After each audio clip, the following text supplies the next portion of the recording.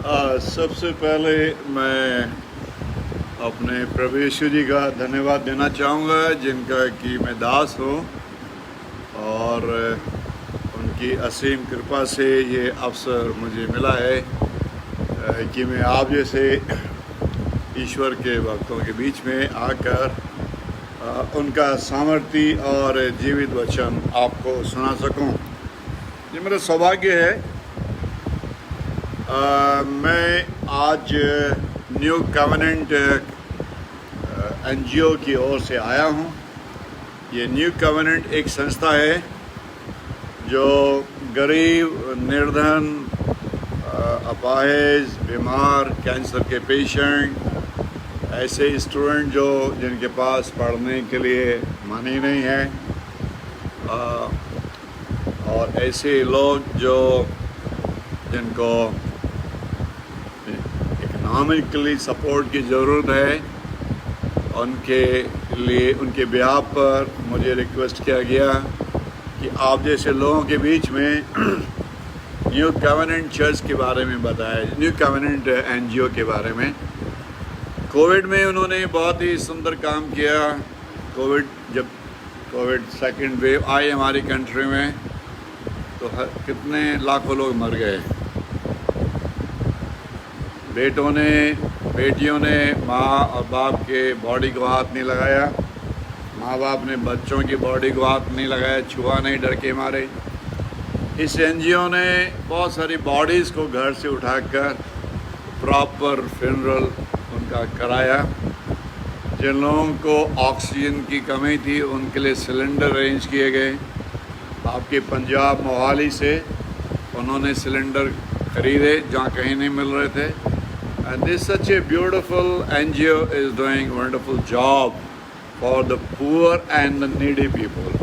उन लोगों की मदद करती है जिनको आवश्यकता है सहायता की।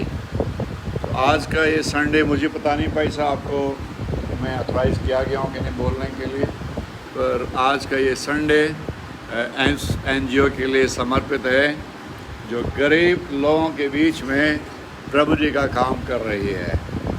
ऐसी संस्था के लिए जोरदार हाथ से ताली बजाएंगे।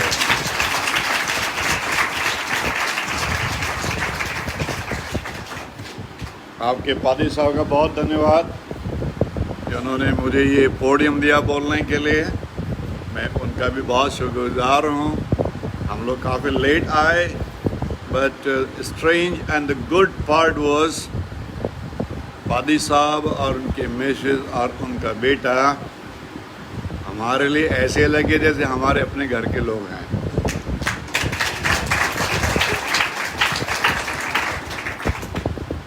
मिनट पे आपको क्या चाहिए, आपको कौन सा ब्रेकफास्ट चाहिए, आपको पराठा चाहिए, रोटी चाहिए, सब्जी चाहिए, ऑमलेट चाहिए। पैसा आपके पास में क्या कोई रेस्टोरेंट है जिसमें ये सब मिलता है? जनरली ये सब चीज़ें रेस्टोरेंट में मिलती हैं। या आपको पराठे भी चाहिए, आप सब्जी भी है और ऑमलेट भी है, ब्रेड भी है, कॉफ़ी भी है, चाय भी है। मुझे लगा शायद पादी साहब ने पीछे कुछ रेस्टोरेंट खोला हुआ है जहाँ से वो सब बन के आता है। Sister, thank you very much, we are very thankful to you. Such a thank. मैं थोड़ा सा अपने बारे में बताना चाहूँगा। मैं एक गरीब हिंदू परिवार से आया हूँ, ऐसे परिवार से जिनके पास खाने के लिए 2 वक्त का रोटी भी नहीं था। My mother, my father, they accepted Christ. उस परिवार में केवल हमारे एक ऐसा परिवार है जो प्रॉस्पेरिटी में छा गया है प्रभु की दया से। मेरे सारे कज़न अभी भी गरीब हैं और ये बड़ा हमें शर्म की बात है जो हम बात कर रहे हैं इस समय। लेकिन मैं ये बताना चाहूँगा, जब हम प्रभु यीशु जी में आ जाते हैं तो प्रभु यीशु जी हमारे निर्धनता को अमीरी में बदल डालते हैं। और ऐसा मैंने अपने जीवन में देखा है, तो आपके जीवन में भी प्रभु जी ऐसा कर सकते हैं, ये मेरा विश्वास है। अजीज़ों, मैं अपना कैरियर बैरिंग कॉलेज से स्टार्ट किया। मुझे नहीं मालूम कितने लोगों ने बैरिंग कॉलेज का नाम सुना है। बैरिंग कॉलेज बटाला में है। ये बटाला का तो नाम सुना होगा आप लोगों ने, है या नहीं सुना है? सुना है। मैं वहाँ से अपना कैरियर स्टार्ट किया, वहाँ 8 इयर्स पढ़ाया। उसके बाद में मैं छोड़कर RBI में, उसके बाद ONGC में चला गया। 93 से लेकर 2015 तक, जब तक मैं बाहर रहा, बाहर की ऐसी बड़ी बड़ी कंपनी में काम किया जिनका नाम शायद आपने कभी नहीं सुना होगा। Chevron, Exxon Mobil, Schlumberger, Halliburton. मेरी आवाज़ आ रही है पीछे तक? आवाज़ आ रही है? अच्छा, सुन रहे हैं तो नहीं? Okay, good. मैं मोर देन 70 कंट्रीज़ में मुझे काम करने का अवसर मिला, और 2015 में मैं अपना कंसल्टेंसी छोड़कर खुदा का काम करने के लिए आ गया, क्योंकि जीवन में बहुत धन प्रभु जी ने दिया, तो उस धन को मैं अपने पास नहीं रखा। बाइबल सोसाइटी को 2.5 करोड़ रुपया दिया, 11 चर्च नॉर्थ इंडिया में बनवाए, 22 पास्टर्स को ट्रेन कराया, बहुत से कॉलेज के बच्चों को पढ़वाया। जो लोग उन्होंने मुझे अप्रोच किया उन सब का मदद किया। पर अब नहीं कर पाऊँगा, क्योंकि अब मैं जॉब पर नहीं हूँ। ये कहने का मतलब ये नहीं है कि मैं अपना लिमिटेशन शो कर रहा हूँ, नहीं। पर अगर मौका लगे तो कर सकते हैं, लेकिन उस क्वांटम में नहीं कर पाएंगे जिस क्वांटम में तब मैं जब जॉब पढ़ता तो कर सकता था। हाँ जी, जो आज का जो वचन मैं आपके लिए और अपने लिए लाया हूँ वो आप सबसे रिलेटेड है और मुझसे भी रिलेटेड है। ये वचन हमें सिखाएगा कि अगर हमारा जीवन में निर्धनता है, या हमारे सपने टूट रहे हैं, या हमारी बीमारियों ने हमारे धन को ख़त्म कर दिया है, तो या हमारे घर में बहुत सारी चिंताएं हैं, या हमारे घर में बहुत बड़ा दुख है, झगड़े हैं, उन सब से हम कैसे समाधान कराएं। आपके चेहरे मुझे बता रहे हैं कि अधिकांश लोग चिंताओं के मारे हुए हैं, और ये आपके चेहरे पर लिखी हुई हैं। कुछ धन की कमी से, कुछ बीमारी के कारण, कुछ परेशानियों से, और इन्हीं चिंताओं ने आपके जीवन का सुख चैन छीन लिया है। यहाँ बैठे हुए सब लोग, मैं बात देख रहा हूँ और चेहरों को पढ़ रहा हूँ। प्रभु ने मुझे वरदान दिया है कि मैं चेहरे पढ़ सकता हूँ, और उस चेहरे के पीछे छिपी हुई चिंताएं मुझसे बात कर सकती हैं। अरे लोग, इस समय में जब हम ऐसे डिफ़िकल्ट टाइम से निकल रहे हैं, और अभी हमारे सामने बड़ा एक चैलेंज आ रहा है वेरिएंट डेल्टा का, 3rd वेव का। मैं एक स्कूल चलाता हूँ, हमारे उसमें काफ़ी टेंशन है स्कूल को खोल कर। It's becoming challenge for us. लेकिन यहाँ मायूस होकर बैठकर आप कुछ नहीं पा सकते हैं, या उदास बैठकर आप प्रभु से कुछ हासिल नहीं कर सकते हैं। अब चूँकि आप पंजाब में रहते हैं, तो पंजाब में पंजाबियों की तरह एक बार जोर से बोलेंगे हालेलुया। ये तो यूपी वाली हो गई। हमारे यूपी में धीरे से बोलते हैं, वो ये समझते नहीं कि पंजाबी के अंदर जो हालेलुया बोली जाती है उसकी आवाज़ चंडीगढ़ तक जाती है। आप समझ रहे हो कि नहीं? तो मेरे जो मित्र आए मेरे साथ में, उनको सुनाई देना चाहिए यहाँ पे जिंदा लोग हैं। अगर किसी को शक है कि वो जिंदा नहीं है, तो अपनी उंगली काट के देख सकता है जिंदा है कि नहीं है। तो अगर आप लोग जिंदा हैं और रियली पंजाबी हैं, तो ज़रा जोर के बोल के मुझे बताएं कि हालेलुया कैसे बोला जाता है। हालेलुया। हाँ, ये पंजाबी वाली है। प्रभु जी आपको आशीष दे। अभी हम जिस बात पे बात करेंगे वो प्रभु जी के सामर्थ्य वचन से मैं आपके सामने लेके बताएगा। लिखा है, अब जैसा आप लोग हैं, आप लोग ने यहाँ पे आके प्रेयर की होगी, प्रभु जी मेरी चिंताओं से मुझे छुड़ाओ। ये प्रेयर की होगी। प्रभु जी मेरे घर के अंदर धन बरसाओ। ये प्रेयर की होगी आपने कहा होगा प्रभु जी मुझे उस मुसीबत से छुड़ाओ, ये भी प्रेयर की होगी आपने। या मैं उन प्रेयर की बात कर रहा हूँ जो आपके चेहरे मुझे बता रहे हैं। आपने बैठ के बात की हो कि मेरी जॉब नहीं है, मेरा जॉब लगवाओ, प्रभु जी मुझे प्रमोशन दो, मेरे घर के अंदर सुख आए, मेरे घर से झगड़े दूर हो जाएं। ये प्रेयर यहाँ बैठकर लोगों ने की है और प्रभु जी ने आपके प्रेयर को सुना है। पर दुख इस बात का है कि प्रेयर तो हम हज़ारों बार कर चुके हैं, लेकिन हमारे प्रेयर का उत्तर आज तक हमें नहीं मिल रहा है।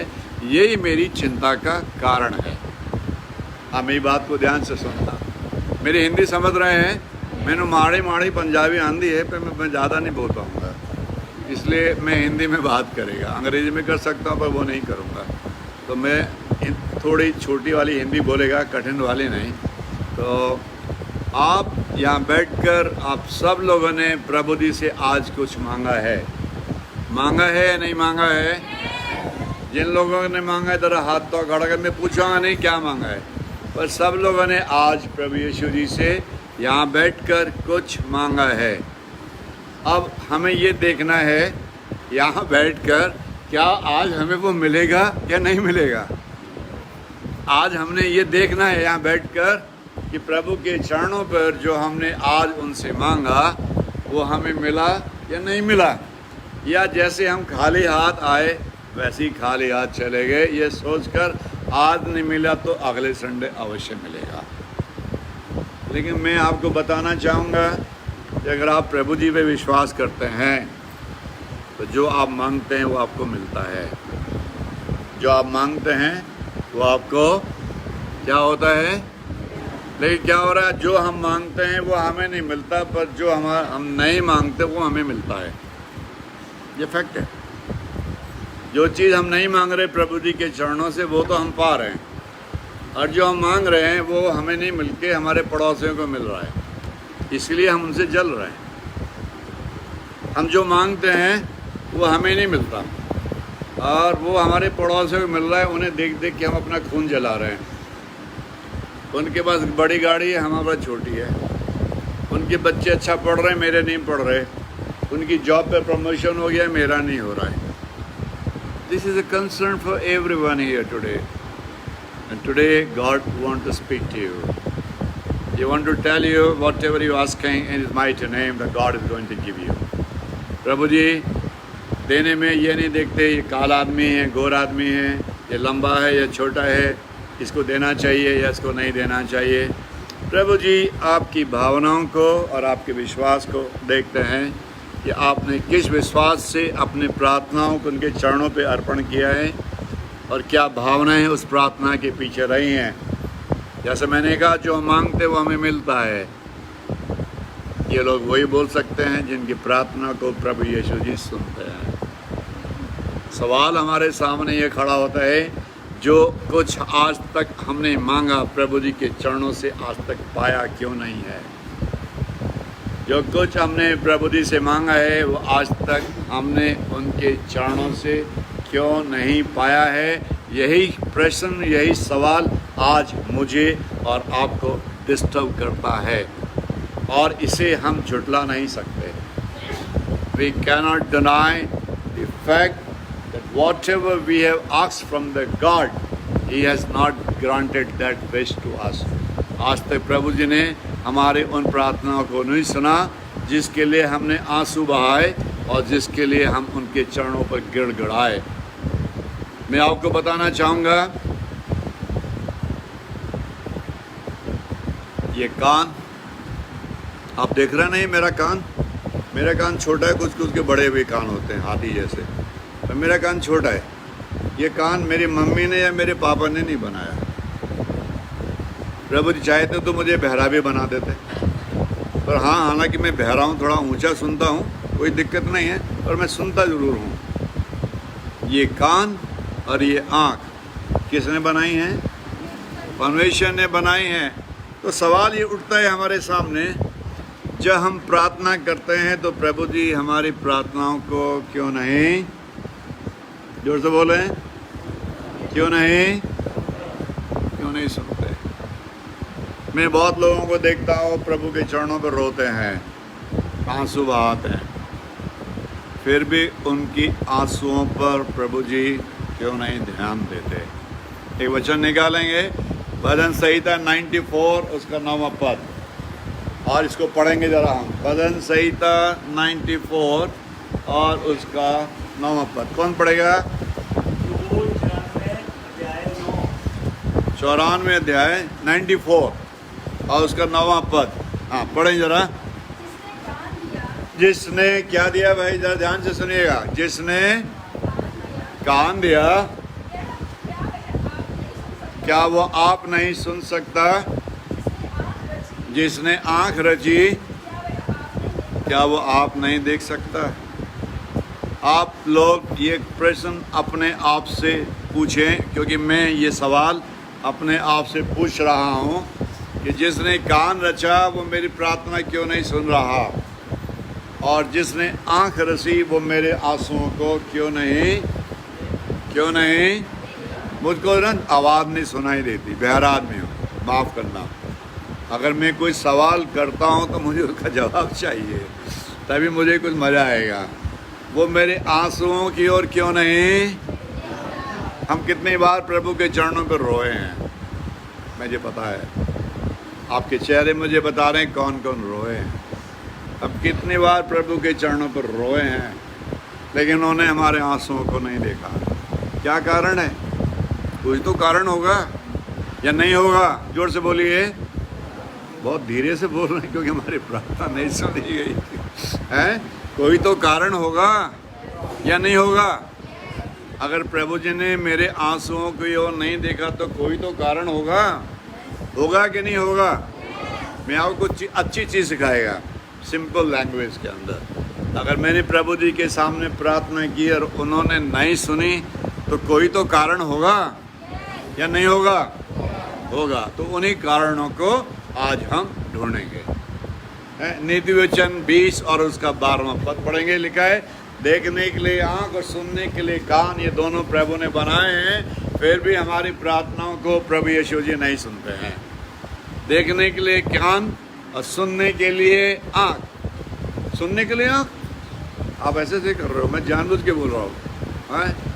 देखने के लिए 12वां पद, नीति वचन 20 और उसका 12वां पद। क्या लिखा है? हाँ बोले जरा। सुनने के लिए कान, देखने के लिए आँख, ये मेरे मम्मी पापा ने बनाए हैं। किसने बनाए हैं? किसी की बाइबल में लिखा है मेरे मम्मी पापा ने बनाए। क्या लिखा है? जरा जोर से बोलिए। किसने बनाए हैं? सबकी आवाज़ आनी चाहिए। किसने बनाए हैं?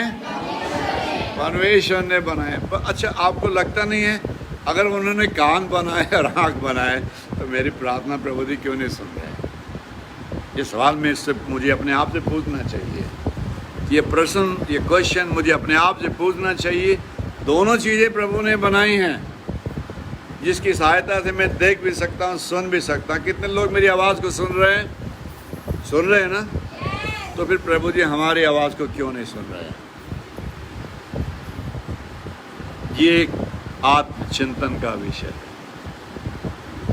आप लोग मुझे देख रहे हैं ना, काला है, टेढ़ा मेढ़ा देख रहे हैं ना मुझे? कितने लोगों को टेढ़ा मेढ़ा दिखाई दे रहा है? है दिखाई दे रहा है? टेढ़ा मेढ़ा आदमी खड़ा है सामने, काला सा फेस लेके खड़ा है। देख रहे हैं कि नहीं देख रहे हैं? शर्माने का नहीं भाई। काला है तो है, क्या करेगा? गोरा थोड़ी ना करता है कोई, क्रीम से गोरा कर लोगे। हैं? काला है या नहीं है? बोलो। गोरा सीधा, चलो ठीक है, एक ने सही पहचान लिया। आँख काम कर रही है। अगर आँख हमारी काम कर रही है तो प्रभु जी की आँख आपके आंसू पर क्यों नहीं काम कर रही है? ये प्रश्न आप अपने आप से पूछने का है। ये सवाल आपको अपने आप से पूछने का है। अगर मैं दुनिया की चीज़ें ठीक से देख सकता हूँ, दुनिया की चीज़ों को ठीक से सुन सकता हूँ, तो प्रभु जी आज मेरी प्रार्थना को और मेरे आंसुओं को क्यों नहीं देख रहे हैं? ये सवाल है, प्रैक्टिकल सवाल है। इसलिए आज इसका सवाल का उत्तर हम ढूंढेंगे। हैं? पहला यूहन्ना उसका 3 अध्याय का 22वां पद कहता है, जो कुछ हम उससे मांगते हैं हम उससे पाते हैं, हम सब कुछ उससे पाते हैं। पहला यूहन्ना उसका 3 अध्याय, लास्ट में मिलेगी ये बुक आपको। पहला यूहन्ना सबसे लास्ट में है, लास्ट की सेकंड बुक है। पहला यूहन्ना उसका 3 अध्याय का 22वां पद ये कहता है कि जो कुछ हम उससे मांगते हैं, वहाँ ये नहीं लिखा हम कुछ कुछ मांगते हैं और कुछ कुछ पाते हैं, ऐसा लिखा किसी की बाइबल में? ऐसा किसी की बाइबल में लिखा हमने कुछ कुछ मांगा और कुछ कुछ पाया? ऐसा लिखा किसी की बाइबल में? वहाँ क्या लिखा हुआ है? जो कुछ हम उससे मांगते हैं। सबको मिल गया ये पद? सबको मिल गया? हाथ खड़ा करके बताएं कि मिला है कि नहीं मिला। मिल गया? इसको सब लोग एक साथ पढ़ेंगे। पढ़िए जरा जोर से। हाँ, जो कुछ वहाँ लिखा हुआ है, जो कुछ। गाड़ी थोड़ा धीमे कर लो, अच्छा रहेगा, ज़्यादा तेज नहीं दौड़ाने का है। क्या लिखा हुआ है? जो, वहाँ क्या लिखा? जो कुछ लिखा है ना, वहाँ पे ये तो नहीं लिखा कुछ कुछ जो मांगते हैं। आप अपने पड़ोसी से जाओगे, पूछोगे मुझे 1000 रुपये दे दो, 500 देगा। अपने भाई से बोलो ज़रा मेरी मदद करो, आप बोलो 10,000 रुपये दे दो, आपको 2,000 रुपये देगा। लेकिन प्रभु जी ऐसा नहीं कर रहे हैं। प्रभु जी ने क्या कहा? जो कुछ, क्या लिखा हुआ है? जोर से बोलिए। हम किससे मांगते हैं? अपने पड़ोसी से मांगते हैं हम उसे पाते हैं। ऐसा लिखा है क्या? किसी ने गर्दन लाई बीच में। मेरे को कान में आवाज़ कम आती है, मैं आप लोगों के लिए बहरा बन जाता हूँ ताकि आप लोग ज़ोर से बोलें, ताकि आपको पता लगे कि आप प्रभु के साथ जुड़े हैं। क्या लिखा हुआ है? जो कुछ किससे मांगते हैं? उससे मांगते हैं। किससे मांगते हैं? जो कुछ। वहाँ ये नहीं लिखा हम कुछ कुछ मांगते हैं। लिखा क्या? किसी की बाइबल में लिखा हो गलती से, मिस प्रिंट हो गया हो। क्या लिखा हुआ है? जो कुछ हम उससे मांगते हैं। किससे मांगते हैं? दुर्भाग्य की बात है, जब मुसीबत में हम फंसते हैं तो हम अपने पड़ोसियों को याद करते हैं, हम अपने रिश्तेदारों को याद करते हैं, हम अपने पादी साहब को याद करते हैं और हम उनको भी याद कर लेते हैं जो कभी हमारे दुश्मन रहे हों। दुर्भाग्य की बात है। तो प्रभु जी का ये सामर्थ्य वचन हमें सिखाता है कि हम जो कुछ उससे मांगते हैं हम उससे पाते हैं, उससे मिलता है। जो कुछ भी मांगें आप, हमारा क्या सिद्धांत है? अगर घर में छोटी गाड़ी आ गई तो हम बहुत खुश हैं, बस अब कुछ नहीं चाहिए, प्रभु जी बहुत अच्छा हो गया। हमने एक छोटा घर बना लिया, उसी में हम लोग बहुत खुश हैं। एक आध बार बाहर घूमे आए तो हम उसी में बहुत खुश हैं। हमारी जो सोच का नज़रिया है, हमारा जो सोच है वो बहुत ही लिमिटेड है। इस लिमिटेड सोच को प्रभु जी बड़ा करना चाहते हैं, इसलिए उन्होंने ये शब्द इस जगह पर यूज़ किया है कि जो कुछ हम उससे मांगते हैं। वहाँ ये नहीं लिखा जो थोड़ा थोड़ा हम उससे मांगते हैं हम उससे पाते हैं, ऐसा नहीं लिखा। वहाँ कोई कंडीशन नहीं लिखी है। वहाँ ये नहीं लिखा थोड़ा थोड़ा मांगो थोड़ा थोड़ा मिलेगा। वहाँ क्या लिखा हुआ है? जो से बोलिए, जो कुछ हम उससे मांगते हैं वो हम उससे पाते हैं। किससे पाते हैं? जिससे हम मांग रहे हैं, जिससे हम मांग रहे हैं। किससे मांग रहे हैं? और हम क्या मांग रहे हैं? क्या मांग रहे हैं? जो कुछ। वहाँ ऐसा नहीं लिखा है। जो कुछ हम उससे मांगते हैं हम उससे क्या करते हैं? कोई कंडीशन है क्या? कोई शर्त लगाई क्या प्रभु जी ने? कुछ बोला कि पहले आप फास्ट रखो 40 दिन का, आप ये करो तो मैं तुमको ये दूंगा, ऐसा लिखा क्या? ऐसा तो नहीं लिखा।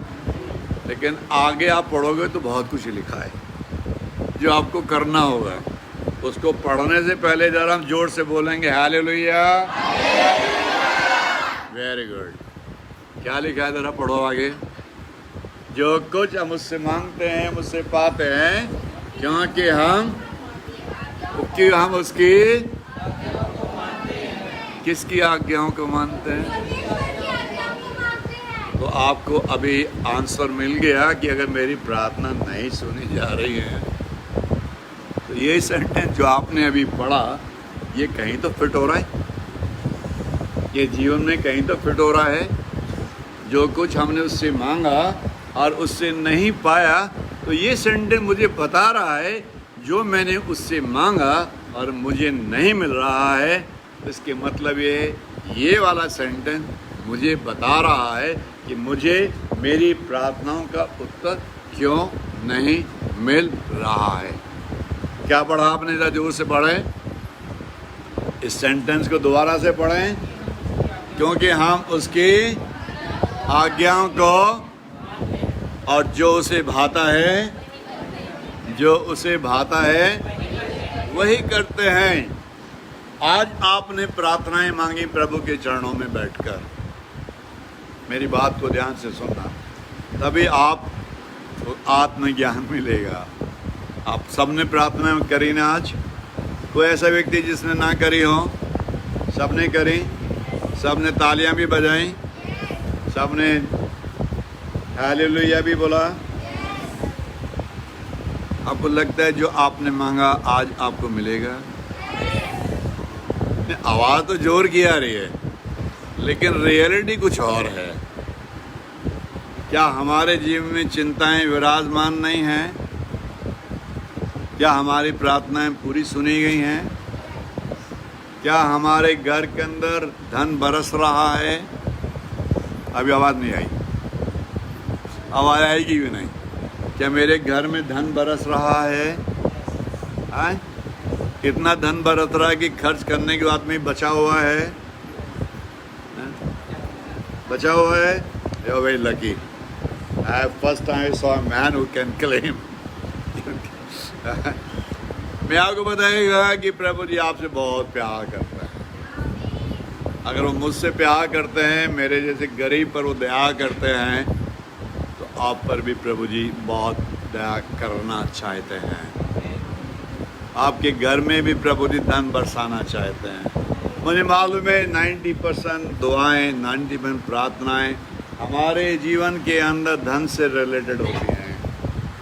अगर हम प्रार्थनाओं का अनुकूलन करें, उन्हें उनका एस्टिमेशन लगाएं, उन्हें हम कैटेगराइज करें किसने क्या क्या प्रार्थना मांगी, तो 90% से ऊपर ऐसी प्रार्थनाएं होती हैं जिसमें धन का विवरण कहीं ना कहीं लगा होता है, और हम लोग धन पाने के लिए परेशान रहते हैं। ये भी एक चिंता का कारण है, ये भी एक चिंता का कारण है। लेकिन प्रभु जी का वचन हमें ये सिखाता है कि अगर आप उसकी इच्छाओं पर चलते हैं और जो उसे भाता है वो करते हैं, तो आपके घर के अंदर धन मानसून की तरह बरसता है। किसकी तरह बरसता है? अभी बारिश आ रही ना, कल हम लोग बारिश में फंस गए। हम लोग 10 बजे चले और 3:30 बजे से दिल्ली में ही खड़े रहे। गाड़ी 1 इंच नहीं हिली, सारी तरफ पानी भरा हुआ था। ऐसा धन बरस जाए कि आप उसमें निकल ना पाओ तो कितना अच्छा होगा। यहाँ तक भर जाए, बस सांस ही लेते रहो, हाँ, तो कितना अच्छा होगा। अगर हमारे घर में धन यहाँ तक भर जाए, मैं बोले प्रभु जी बस ज़्यादा मत बरसाओ, नहीं तो सांस बंद हो जाएगी। अगर यहाँ तक धन बरस जाए तो कितना मजा आएगा। निकल ना पाओ, पूरा गोल्ड इस कमरे में भर दो। आप पादी साहब को यहाँ पर खड़ा कर दो, बस यहाँ पे पादी साहब ने गोल्ड नहीं चाहिए, मुझे सांस चाहिए। प्रभु जी ऐसा धन भी आपके जीवन में बरसा सकते हैं।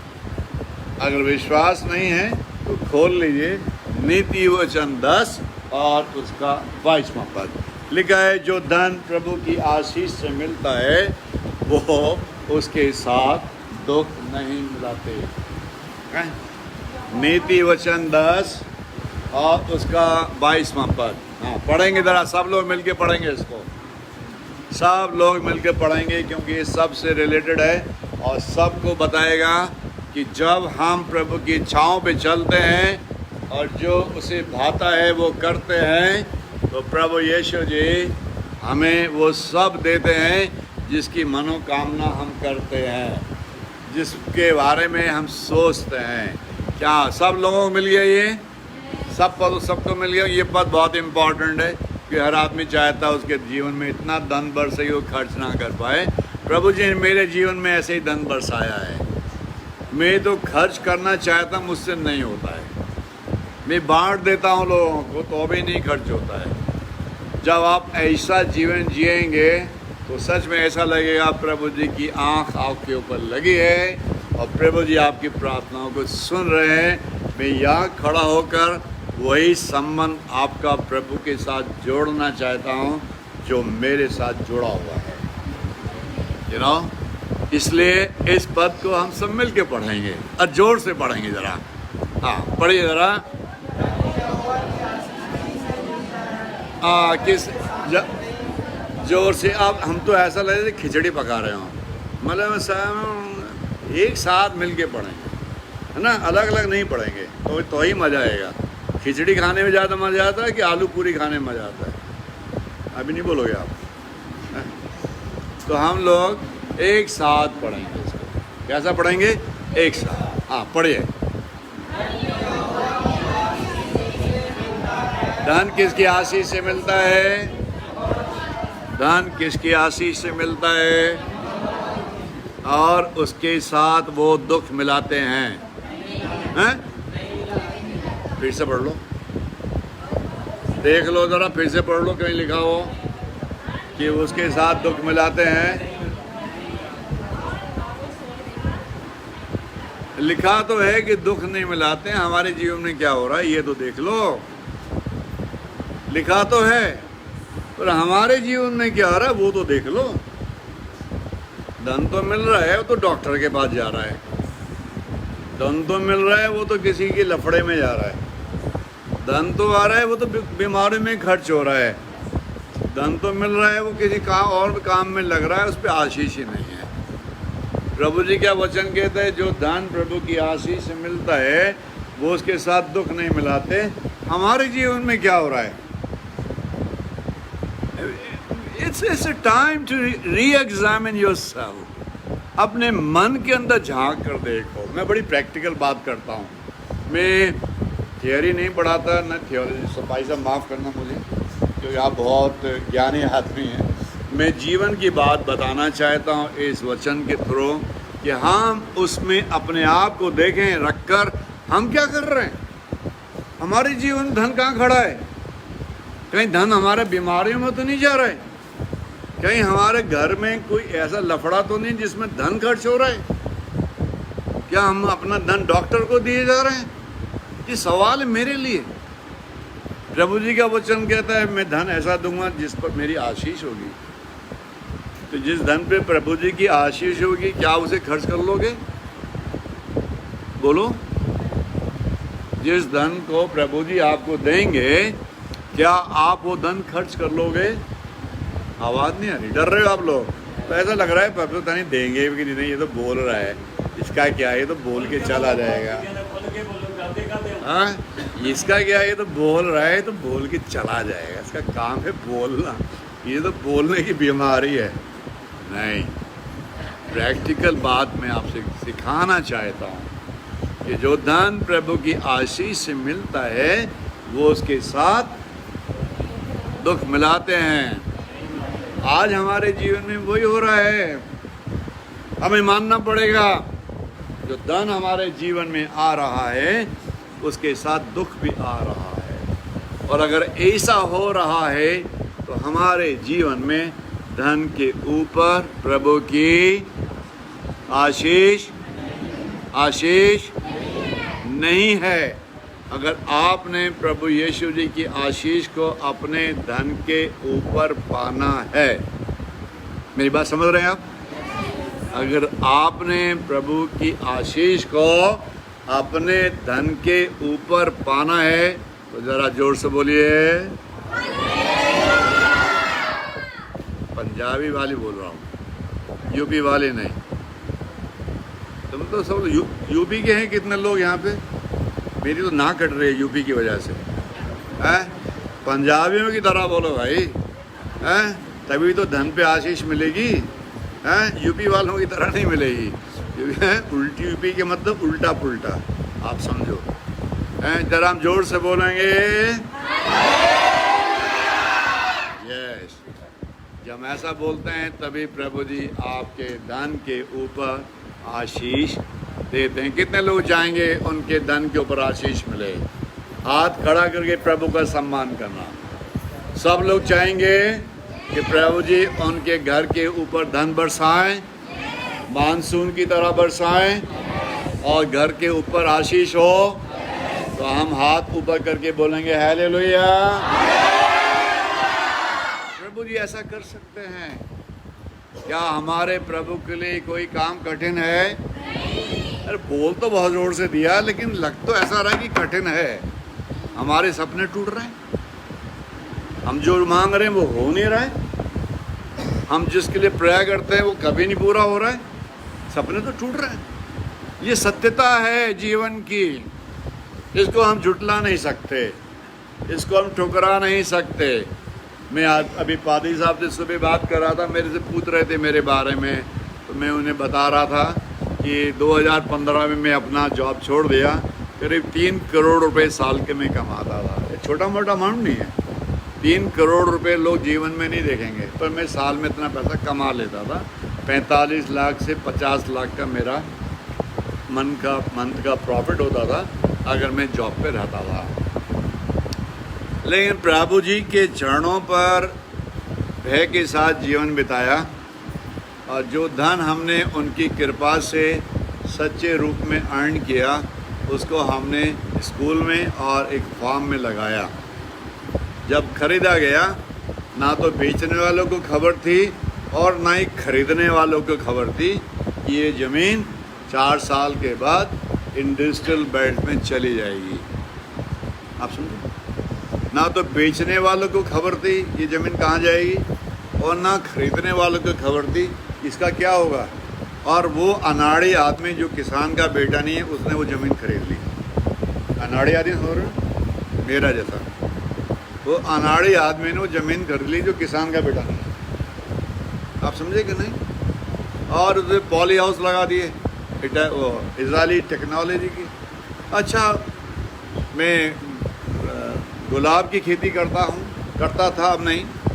अब कोरोना लग गया तो उसमें भी कोरोना लग गया, बाज़ार में बिका नहीं तो उखाड़ना उड़ गया पूरा।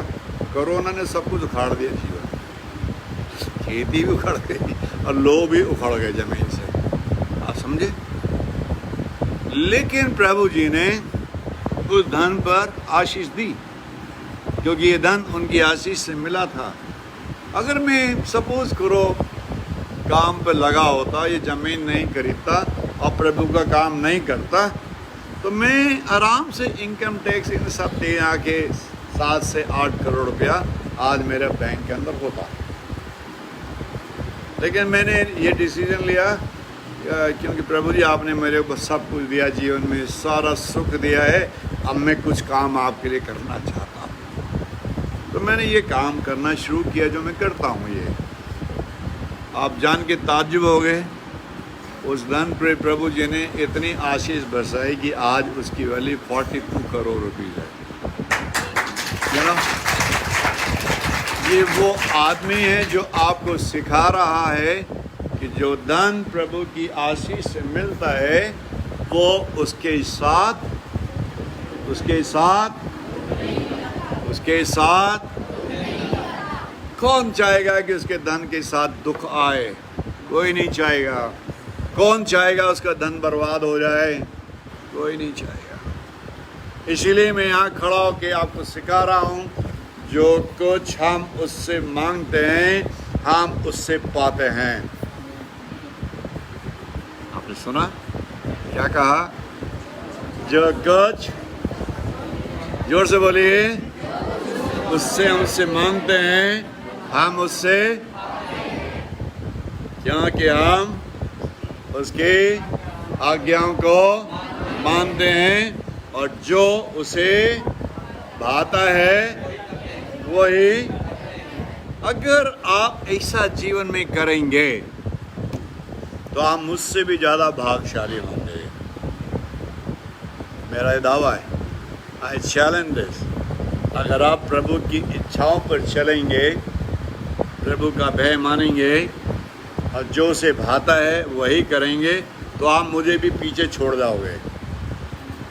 मैं पिछवाड़े में खड़ा होगा और आप आगे चलते जाओ, मैं देखता रहेगा।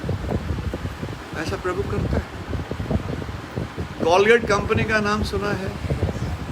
कितने लोग कॉलगेट करते हैं सवेरे उठ के? कोई को तो नहीं करता होगा कि बंदर कभी नहीं करता है। बंदर को कॉलगेट करते देखा आपने? कभी नहीं देखा ना, वो करेगा भी नहीं। हमारे बीच में बहुत सारे बंदर होते हैं जो नहीं करते हैं, सीधे सीधे चाय पी लेते हैं। बंदर भी मुंह नहीं धोता तो वो हम भी नहीं धोते हैं। क्या करना है? शेर ने कभी मुंह धोया क्या? जो हम मुंह धोएंगे? हम तो शेर के बच्चे हैं, शेर पुत्र हैं, मुंह क्यों धोएंगे हम?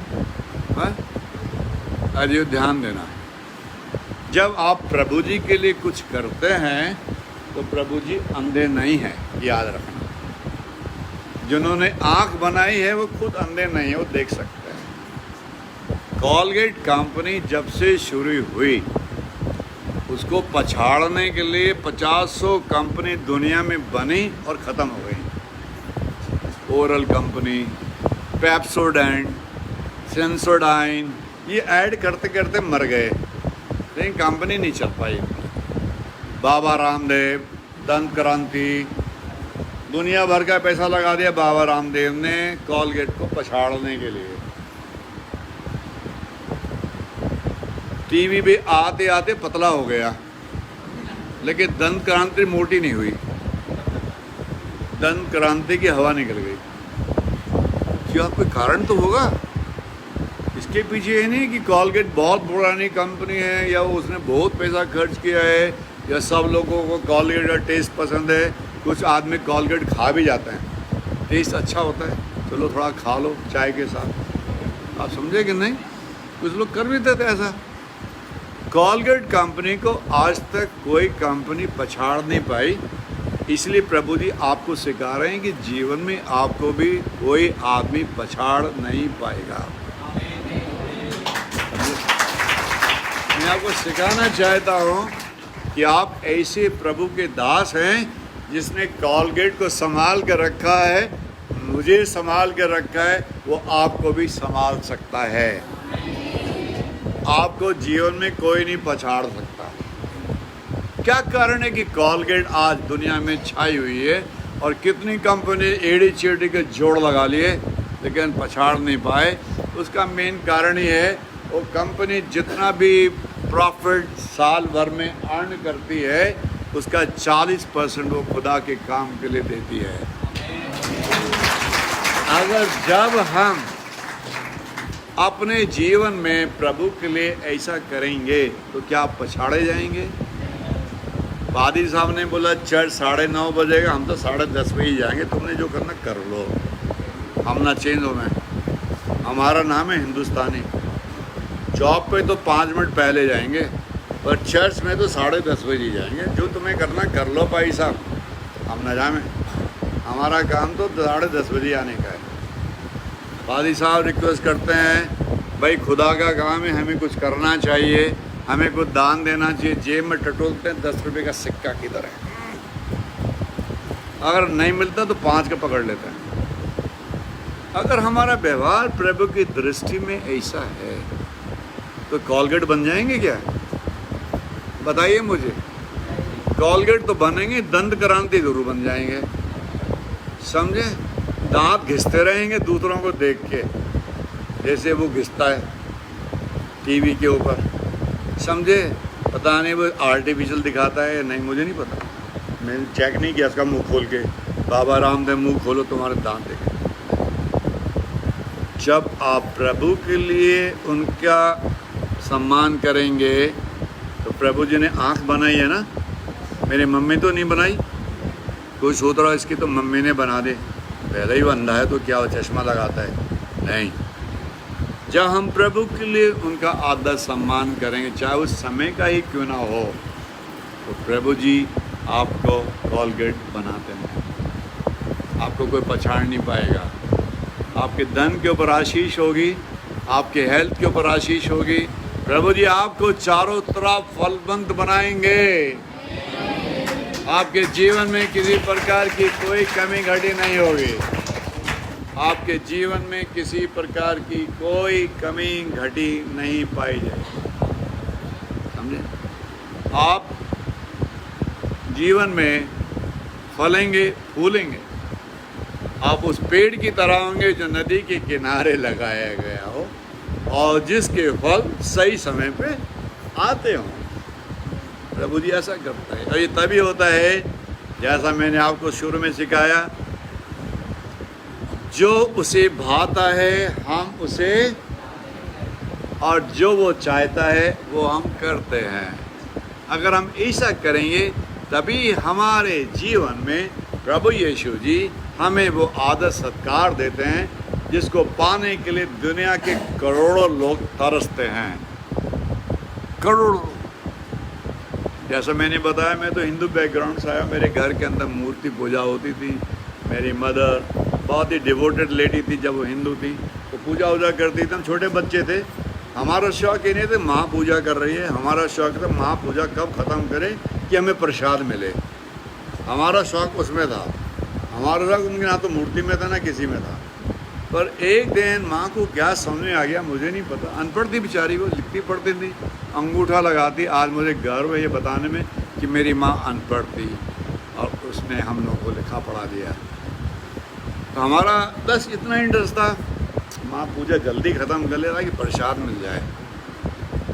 लेकिन एक दिन प्रभु जी ने उन्हें पकड़ लिया और उस अनपढ़ माँ ने अपने 9 बच्चों को प्रभु के अंदर बढ़ा दिया। और उस माँ ने, अनपढ़ माँ ने, हर बच्चे के ऊपर कम से कम 500 बाइबल की वर्ड्स लिखवा दी। आज हमारे भाई और बहन आपके सामने खड़े होकर बारी बारी से 500 वर्ड्स बोल सकते हैं। ये चमत्कार उस माँ ने किया जो अनपढ़ थी। फंडा क्या था? बहुत सिंपल फंडा था। वो तो आपको खाना तब देगी जब आप उसे एक बाइबल का पद सुनाओगे। वो तो खुद नहीं पढ़ सकती थी लेकिन अपने बच्चों से पढ़वाती थी।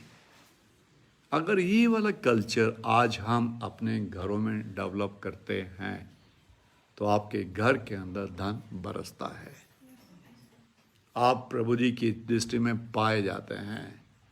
प्रभु जी आपसे प्यार करते हैं। प्रभु जी आपके जीवन में सुख और चैन बरसाना चाहते हैं। प्रभु जी आपको वो सब आनंद देना चाहते हैं जो आज तक आपको नहीं मिला। मेरा नाम आनंद है, वैसे मैं आनंद में ही रहता हूँ। समझ गए कि नहीं?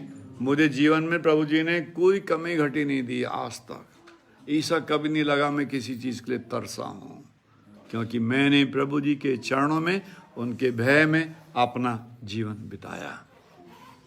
मैं ONGC में काम किया, सबसे बेस्ट इंजीनियर काउंट किया गया। मैं फॉरेन कंपनीज में काम किया, हर साल टॉप पर रहा। वर्ल्ड बैंक के प्रोजेक्ट हैंडल किए। ये आदमी ने एक ही कारण के कारण कि प्रभु यीशु जी के भय में जब आप चलेंगे तो आपके सपनों में प्रभु यीशु जी रंग भरेंगे। जब तक आप उनके भय में नहीं चलेंगे आपके सपनों में प्रभु यीशु जी रंग नहीं भर सकते।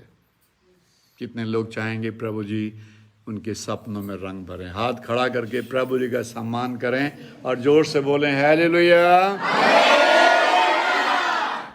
मैं आपको बताना चाहता हूं, यदि तुम मुझ में बने रहो, यदि तुम किसमें बने रहो? मुझ में बने रहो और मेरी बातें तुम में बनी रहें, मेरी बातें तुम में बनी रहें, तो जो चाहो सो, जो चाहो मांगो वो तुम्हारे लिए। बोला तो बहुत जोर से है, हुआ है क्या? यही तो सवाल है हमारे लिए। यूहन्ना रचित सुसमाचार उसका 15वां अध्याय का 7वां पद। या हो थोड़ा गर्मी है, माफ करना, मेरे बोलने की बीमारी है, टेंशन मत लेना, पर आप अपने पसीने को कंट्रोल रखना, दूसरे में मत लगाना, ठीक है। हाँ, आ जाएगी लाइट। हाँ, पहला यूहन्ना रचित सुसमाचार और उसका 15वां अध्याय 15th चैप्टर और 7th वर्स, 7वां पद। मिल गया सबको? यूहन्ना दी इंजील 15 अध्याय और उनकी 7 है। हाँ, ये पंजाबी में भाई साहब। थैंक यू भाई साहब जी, थैंक यू। 15वां अध्याय का 7वां पद क्या लिखा है, जरा हम लोग पढ़ेंगे। यदि तुम किस में बने रहो, हम तो पड़ोसी में बने रहते हैं, उसे देख देख के जलता है। तो घर कितना अच्छा है, उसके बच्चे कितना अच्छा कर रहे हैं, उसके बाद गाड़ी कितनी बड़ी है, उसका टीवी कितना मन करता है पत्थर मार के फोड़ दे कभी कभी है। उसकी गाड़ी देख के मन जलता है कि स्क्रैच लगा दे। मैं देखता हूँ लोगों को ऐसा करते हुए। मैं झगड़ा होते सुना है कि उसकी टीवी पे पत्थर मार दिया, उसकी गाड़ी पे स्क्रैच लगा दिया, खुद तो खरीद नहीं पाए। क्यों? प्रभु में नहीं बने। आज मेरी कम्युनिटी, मेरी क्रिश्चियन कम्युनिटी सबसे ज़्यादा कमज़ोर कम्युनिटी कंसिडर की जाती है। क्यों? क्योंकि हमारा विश्वास प्रभु यीशु जी पर कम है, इसलिए हमारे सपनों में रंग नहीं भरे जा रहे हैं। हम कितने सपने बनाते हैं, हमेशा टूट जाते, जो हम प्रभु जी के चरणों से करा सकें, है ही नहीं। और यही हमारे लिए चिंता का कारण है। इसीलिए मैं आपसे निवेदन करता हूं कि ये जो पद आपने पढ़ा, इस पे थोड़ा ध्यान देना। ये जो पद अभी आपने पढ़ा, इसके ऊपर मनन करना। क्या लिखा है? यदि तुम, जोर से, भाई गर्मी है तो कोई बात नहीं, आप प्रभु के इसमें बैठे, जरा जोर से पढ़ें। यदि तुम मुझ में बने रहो और मेरी बातें तुम में बने रहे, तो जो वहां लिखा है कुछ कुछ चाहो, ऐसे लिखा है क्या? जोर से बोलिए। किसी की बाइबल में लिखा है कुछ कुछ चाहो, ऐसा लिखा क्या? इधर फिर से पढ़ लो जरा एक बार, कहीं गलती लिखा हो, पढ़ो जरा। जो चाहो, कोई कंडीशन नहीं है भाई, ध्यान से देना, ध्यान से सुनना। कोई कंडीशन नहीं है वहां पर, कोई कंडीशन नहीं है। कंडीशन है क्या कोई? क्या लिखा हुआ है? जो चाहो। आप अगर मेरे को मारुति मिल गई तो मैं मर्सिडीज की बात सोचता ही नहीं। हमारे प्रभु आपको Mercedes, Aston Martin, Rolls Royce, ये सब दे सकते हैं। मैं अमेरिका में रहा हूँ और वहाँ के क्रिश्चियन लोगों के बीच में मैं काफ़ी काम भी किया हूँ। वहाँ के लोग अगर Rolls Royce, Martin Aston, helicopter, plane चला सकते हैं, तो आप भी ये काम कर सकते हैं। बस करना क्या है? यदि तुम और मेरी बातें तुम में बनी रहे, तो जो चाहो सो मांगो, वो तुम्हारे लिए। किसके लिए हो जाएगा? ले, हमारे तो पड़ोसियों के लिए हो रहा है। दुर्भाग्य तो यही है हमारा। हमारे पड़ोसी कितने प्रॉस्परस हैं आज के ज़माने में। हम अपने हिंदू फ्रेंड्स को देखते हैं और किसी को देखते हैं, वो कितने प्रॉस्परस हैं। हम ही क्यों पुअर हैं? हमारे प्रभु ने संसार को बनाया, उनको बनाया, सबको बनाया, पर जीवन में सुख कम है हमारा, उनके यहाँ सुख बहुत है। कुछ तो कारण होगा, उसी कारण को आज हम अपने जीवन में ढूंढें। प्रभु में बने रहने का मतलब ये नहीं, ये बहुत बड़ी डिफिकल्ट एक्सरसाइज है। प्रभु में बने रहने का मतलब है कि हम अपने हृदय को प्रभु के चरणों पर अर्पण करें, उन्हें अपने हृदय के अंदर आने दें। जब हम ऐसा करते हैं तभी तो हमारे जीवन में सुख बरसता है, तभी तो हमारे जीवन में प्रभु जी धन बरसाते हैं, तभी तो प्रभु जी हम पे कृपा दृष्टि करते हैं। प्रभु जी का वचन बहुत ही सामर्थ्य है ये, और हम सबसे बात करता है और हमें सिखा रहा है, यदि तुम मुझ में बने रहो और मेरी बातें तुम में बनी रहें तो जो चाहो सो मांगो। वहाँ ये नहीं लिखा कुछ कुछ मांग लो, आज कल फिर मांग लेना, परसों उसके बाद मांग लेना, 1 साल के बाद ना फिर मांग लेना, फिर ये कर लेना, फिर वो कर लेना। ऐसा नहीं लिखा, कोई कंडीशन नहीं है, एक भी कंडीशन नहीं है। किसी की बाइबल में कोई कंडीशन लिखी हुई है क्या? आवाज नहीं आ रही? कंडीशन लिखी है क्या? बहुत सिंपल सा बात कर रहे हैं प्रभु जी कि यदि तुम मुझ में बने रहो, यदि तुम्हारा विश्वास मुझ पे बना रहे, अगर जो तुम मांगते हो वो हमें मिलता है, इसके मतलब ये है कि मैं प्रभु की इच्छाओं पर चलता हूँ, मैं उनकी इच्छाओं को पूरी करता हूँ, जो उसे भाता है मैं वही करता हूँ। पर दुर्भाग्य है हमारा कि हम दुख का जीवन जीते हैं आज भी। दुर्भाग्य हमारा कि हमारे घर में धन की कमी है। ये हमारा दुर्भाग्य है कि हमारी प्रार्थना आज भी नहीं सुनी जा रही। ये हमारे लिए सोचने का विषय है, ये हमारे लिए आत्मचिंतन का विषय है। आप कितनी बार चर्च में चले आए, अगर आप अपने आप को प्रभु यीशु जी के साथ नहीं जोड़ेंगे तो आप 50 बार भी आएंगे तो भी दुखी मन से बाहर जाएंगे। आज आपके लिए जरूरी है कि आप अपने मन को प्रभु यीशु जी के साथ जोड़ें। जब तक आप प्रभु जी के साथ नहीं जोड़ेंगे, आप 50 बार चर्च में चले आएं, आपके घर के अंदर सुख और शांति नहीं बरसेगी। ध्यान से सुन लेना, ये सिंपल बात है, सरल बात है, कोई कॉम्प्लिकेटेड बात नहीं है।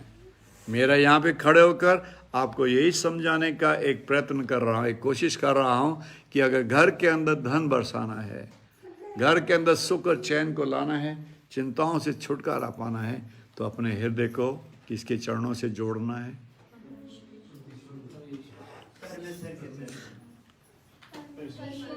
जी बोलो।